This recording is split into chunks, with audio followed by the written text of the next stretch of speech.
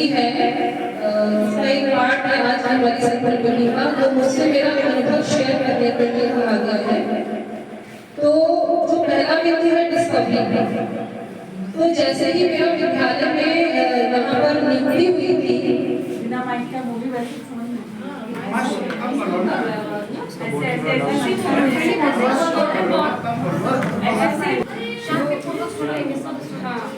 विद्यालय में जब मेरी नियुक्ति हुई थी तो विद्यालय काफ़ी जर्जर स्थिति में था।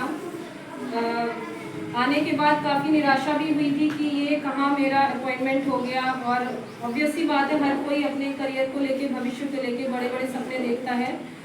तो जब मेरी नियुक्ति हुई मुझे थोड़ा अच्छा नहीं लगा कि यहाँ कैसे क्या होगा, कुछ भी कोई भी सोर्स नहीं था, बैठने की ठीक से व्यवस्था भी नहीं थी और टॉयलेट्स वगैरह सब कुछ खराब ही था, जर्जर था, पूर्ण रूप से जर्जर था। कुछ दिन मुझे थोड़ा सा मन भी नहीं लगा, अटपटा लगता रहा। पर फिर मैंने एक निर्णय लिया अपने मन में कि अब मेरा यहाँ अपॉइंटमेंट हो गया है, ईश्वर ने शायद मुझे इसी कार्य के लिए बनाया होगा। तो जब तक मैं अपना पूर्ण प्रतिशत 100% नहीं दूंगी तब तक मैं बच्चों को आगे नहीं बढ़ा पाऊंगी, ना ही कोई रिजल्ट निकाल पाऊंगी। तो सबसे पहले मुझे यहाँ पर मन लगाना पड़ेगा अपना।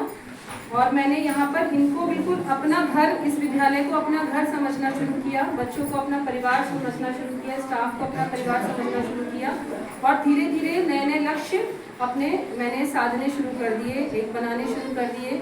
कि सबसे पहले मेरा ये था कि यहाँ पर बेसिक फैसिलिटी नहीं है, तो सबसे पहले स्कूल का तो कायाकल्प, उसको बैठने लायक तो हो कम से कम, जहाँ हम आ रहे हैं तभी तो मन लगेगा। तो भौतिक जो परिवेश था वो सुधारना एक बहुत बड़ा मेरा टारगेट बन गया था उस समय। शुरुआत हालांकि बहुत स्लो हुई, बट मैंने पहले ही साल में जब मेरा अपॉइंटमेंट हुआ तो 2015 में हुआ था, 2016 में मैंने सोचा थोड़ा सा परिवेश में सुधार तब भी आ सकता है जब हम यहाँ पर कुछ इनोवेटिव करें।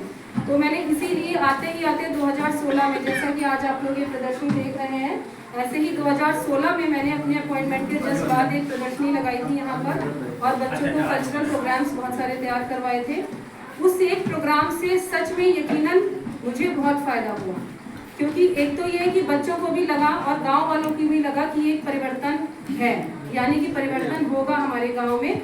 और सबका दृष्टिकोण उस समय से तुरंत बदल गया। अगर दृष्टिकोण बदल जाएगा लोगों का तो आपको कार्य करने में बहुत आसानी होगी। नकारात्मक दृष्टिकोण से सकारात्मक दृष्टिकोण करना आपकी पहली जीत होती है किसी भी जगह आगे बढ़ने के लिए।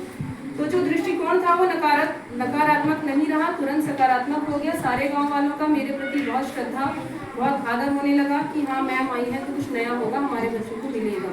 मेरा स्टाफ शुरू से रजनी मैम साथ में रही हैं, तो इन्होंने भी, रणदीप ने भी, देखिए उतार चढ़ाव आते रहते हैं, लेकिन लगातार अगर हम कंटिन्यूटी में काम करते रहे, निरंतरता के साथ, धीमी गति ही क्यों ना हो, तो सफलता मिलती ही जाती है। तो लगातार ये स्टाफ मेरे साथ है।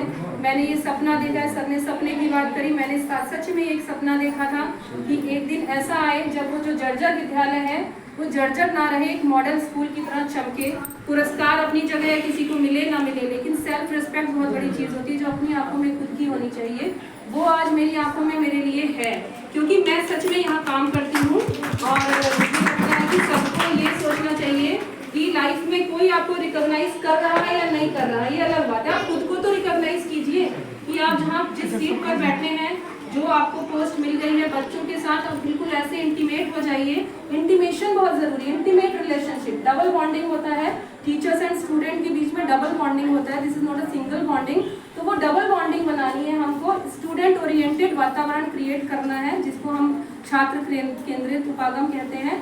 तो वो सारी चीज़ें, टीचिंग टेक्नोलॉजी जो हमारी जो बच्चों से संबंधित है वो अप्लाई करनी है, बच्चों के साथ वी फीलिंग के साथ काम करना है। जितना लगा सकते हैं लगा दीजिए, एक दिन परिवर्तन आएगा ही, ये मेरा पर्सनल निर्णय है, आया है। आज सर मेरे विद्यालय में मैं बताना चाहूँगी कि आज मेरे विद्यालय में कैमरे लगे हुए हैं, प्रोजेक्टर इस क्लास में है, उस क्लास में LED TV लगा हुआ है, इन्वर्टर लगा हुआ है और भौतिक परिवेश सर आप लोग देख ही रहे हैं। अभी ये सारा मेरे प्रयासों को देखते हुए विधायक जी ने यहाँ पर शीतल जल पेय का वो भी लगवाया है, जिससे बच्चों को पानी स्वच्छ मिलता रहे। तो ये सर के सौजन्य से मुझे यहाँ पर ये फर्नीचर प्राप्त हुआ है, वीरपाल सर के सहयोग से मुझे। तो जब आप काम करेंगे तो धीरे धीरे होता है ना, हाथ आगे बढ़ने लगते हैं सहयोग की, लेकिन अगर आप शिथिल हैं तो सहयोग भी नहीं मिलेगा। सहयोग पाने के लिए पहले स्वयं में आपको परफेक्शन लाना पड़ेगा, निष्क्रिय नहीं रहना है, सक्रिय रहना है। बस यही है, ना हो साथ कोई, आगे बढ़ो तुम, सफलता तुम्हारे कदम चूमेगी।